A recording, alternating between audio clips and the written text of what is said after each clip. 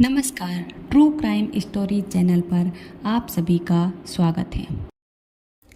आज हम ऐसी कहानी सुनाने जा रहे हैं जिसने लोगों को सोचने पर मजबूर कर दिया कि बेगुनाहों को बचाने वाले ऐसा कैसे कर सकते हैं। 7 फरवरी 2020 इस दिन दिल्ली में सुरक्षा कवच की चकाचौंध थी। इसकी वजह यह थी कि अगले दिन यानी 8 फरवरी को दिल्ली में विधानसभा चुनाव थे। पूर्वी दिल्ली में एक थाना है पटपड़गंज, जिसमें एक महिला एसआई प्रीति अहलावत तैनात थी। प्रीति 7 फरवरी की ड्यूटी पूरी कर अपने घर के लिए निकल गई। वह दिल्ली के रोहिणी इलाके में एक किराए के मकान में रहती थी और ड्यूटी पर मेट्रो से आती जाती थी। उस दिन भी वह मेट्रो से रोहिणी स्टेशन उतर गई। उस दिन रात के लगभग 9:30 बज रहे थे। रोहिणी मेट्रो स्टेशन से प्रीति का किराए का मकान ज़्यादा दूर नहीं था, इसलिए वह स्टेशन से अपने घर तक पैदल आया जाया करती थी।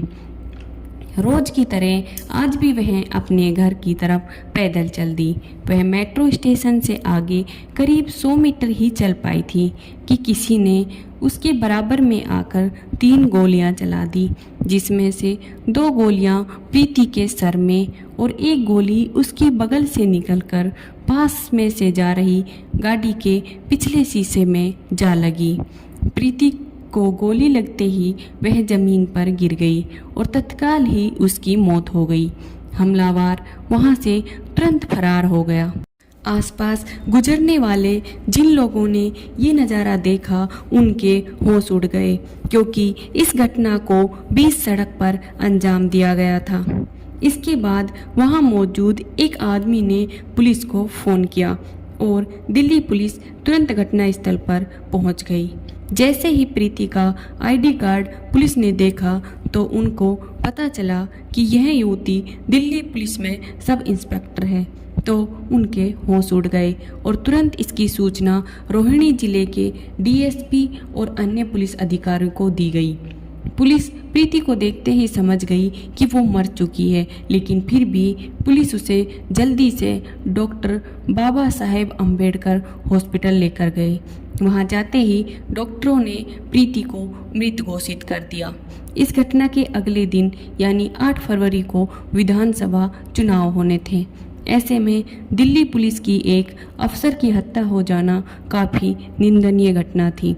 इसके बाद पुलिस ने घटनास्थल की बारीकी से चेक किया और सबूत जुटाए। घटनास्थल से गोलियों के 3 खोखे बरामद हुए। इसके बाद पुलिस अधिकारियों ने प्रीति अहलावत के घर वालों को इस घटना की खबर दे दी और बिना विलंब किए दिल्ली पुलिस हमलावर की खोज में लग गई।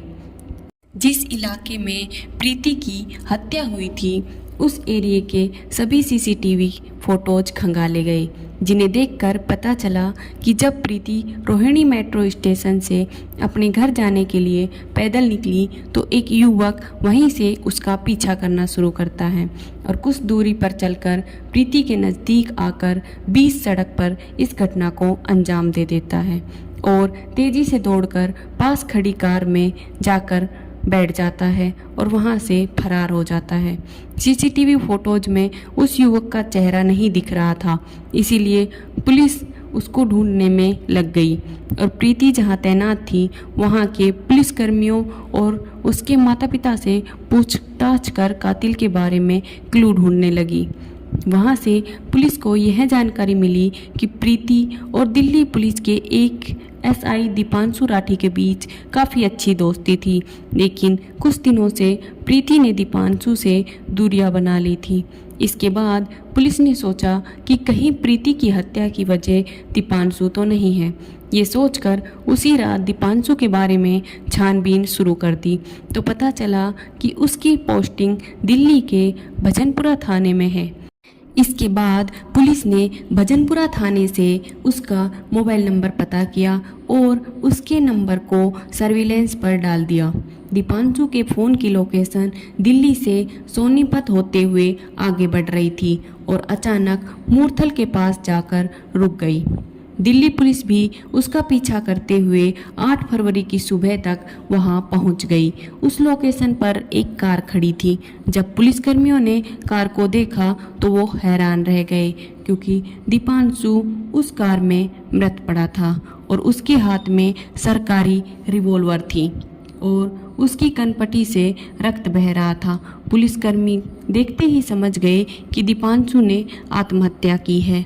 इसके बाद दीपांशु की आत्महत्या की सूचना पुलिस ने डीएसपी एसडी मिश्रा को दे दी, जिससे पूरे पुलिस डिपार्टमेंट में हड़कंप मच गया, क्योंकि एक ही दिन में 2 पुलिस अधिकारियों का निधन होना कोई छोटी बात नहीं थी।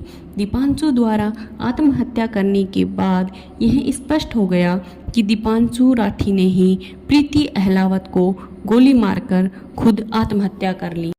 अब सवाल यह था कि ऐसा क्या हुआ था जो दीपांशु राठी ने इतना बड़ा कदम उठाया।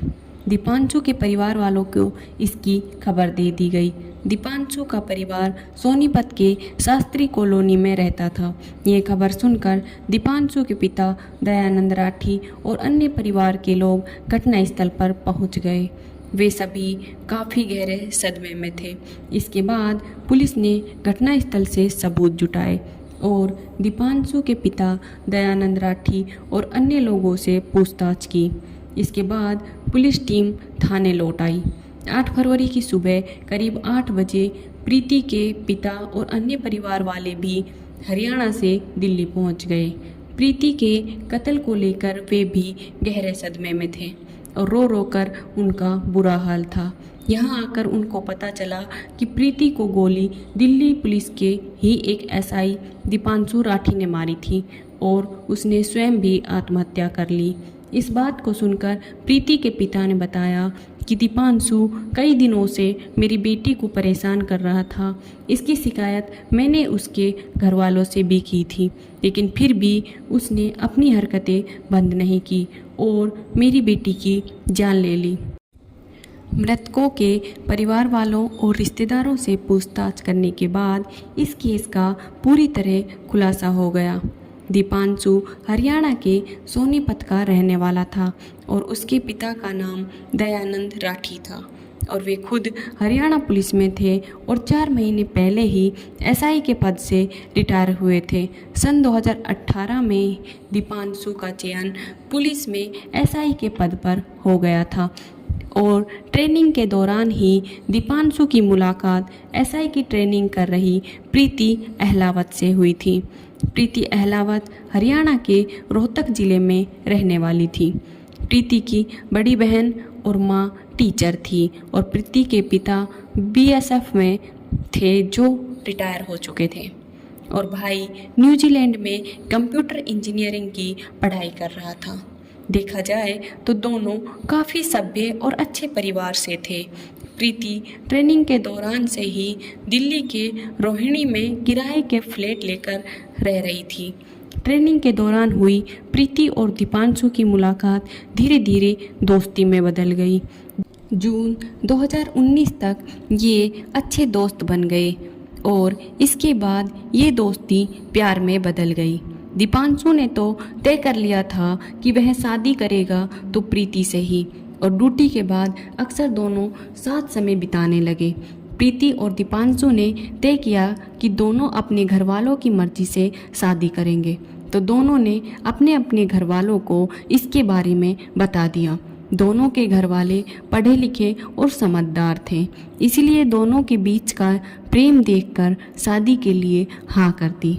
इसके बाद दोनों ड्यूटी के बाद अक्सर समय साथ बिताने लगे और धीरे धीरे दीपांशु के बात करने का तरीका बदल गया। अभी से वह प्रीति पर पति जैसा अधिकार जमाने लगा था। कुछ दिनों तक तो प्रीति ने इसे नज़रअंदाज किया, फिर प्रीति ने देखा कि इसकी यह आदत कम होने की बजाय बढ़ती जा रही है, तो प्रीति ने सोचा कि अभी तो मेरी शादी इससे हुई भी नहीं है और अभी से यह ऐसा व्यवहार करता है, अगर शादी हो गई तो यह मेरा जीना हराम कर देगा। दीपांशु का ऐसा व्यवहार प्रीति को चुभने लगा और प्रीति ने तय किया कि कुछ भी हो जाए वह यह शादी नहीं करेगी। इसके बाद प्रीति ने अपने इस फैसले के बारे में अपने माता पिता को भी बता दिया और प्रीति के पिता ने दीपांशु के पिता को इस शादी के लिए मना कर दिया। जब इसके बारे में दीपांशु को पता चला तो उसने प्रीति को मनाने की बहुत कोशिश की, लेकिन उसने साफ मना कर दिया। प्रीति ने दीपांशु से मिलना तो दूर की बात, फ़ोन पर बात करना भी बंद कर दिया। दूसरी तरफ दीपांशु प्रीति को लगातार फ़ोन करता और उसे मनाने की कोशिश करता रहता कि प्रीति किसी भी तरह से मान जाए और उनके रिश्ते पहले जैसे हो जाए, लेकिन प्रीति अपनी बात पर अड़ी रही। 3 जनवरी 2020 को दीपांशु ने मैसेज भेजकर प्रीति को मिलने के लिए बुलाया, लेकिन प्रीति ने मिलने से साफ मना कर दिया और उसका नंबर भी ब्लॉक कर दिया। दोनों अलग अलग थानों में तैनात थे, इसीलिए कई बार दीपांशु प्रीति के थाने में मिलने आया, लेकिन प्रीति ने मिलने से इनकार कर दिया। दीपांशु प्रीति से मिलकर उसे मनाना चाहता था, लेकिन उसकी एक भी कोशिश कामयाब नहीं हो पाई, जिससे वह पूरी तरह टूट गया।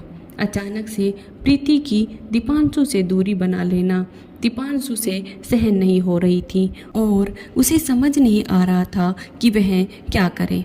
और प्रीति के इस व्यवहार से दीपांशु का प्यार गुस्से और नफरत में बदल गया और उसके बाद उसने ऐसा फैसला लिया जिससे दोनों के घर वालों को जिंदगी भर का दर्द दे दिया।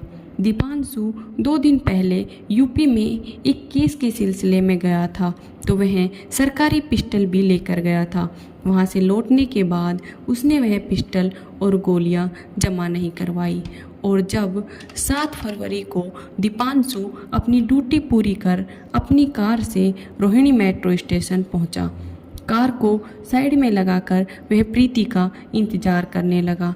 उसे पता था कि प्रीति अपनी ड्यूटी के बाद लगभग 9:30 बजे तक रोहिणी मेट्रो स्टेशन पर आ जाती है और प्रीति जैसे ही 9:30 बजे के बाद मेट्रो स्टेशन से अपने घर की तरफ चली, तभी दीपांशु उसके पास गया और पिस्टल निकालकर प्रीति पर 3 गोलियां चला दी, जिसमें से 2 गोलियां प्रीति की खोपड़ी में लगी और एक गोली उधर से गुजर रही एक कार के शीशे में लगी। प्रीति ने गोली लगते ही दम तोड़ दिया और इस घटना को अंजाम देकर दीपांशु अपनी कार लेकर अपने घर सोनीपत की ओर चल दिया और रास्ते में मूर्थल के पास पहुंचकर उसने उसी सरकारी पिस्टल से आत्महत्या कर ली।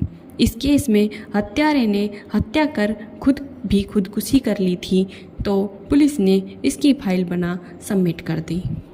इस तरह की कहानी सुनाने का उद्देश्य हमारा सिर्फ इतना है कि किसी पर भी भरोसा सोच समझ कर करें, सावधान रहें, सतर्क रहें और ऐसी ही सच्ची घटनाओं के बारे में जानकारी के लिए हमारे चैनल ट्रू क्राइम स्टोरीज को लाइक, शेयर एंड सब्सक्राइब करें। धन्यवाद।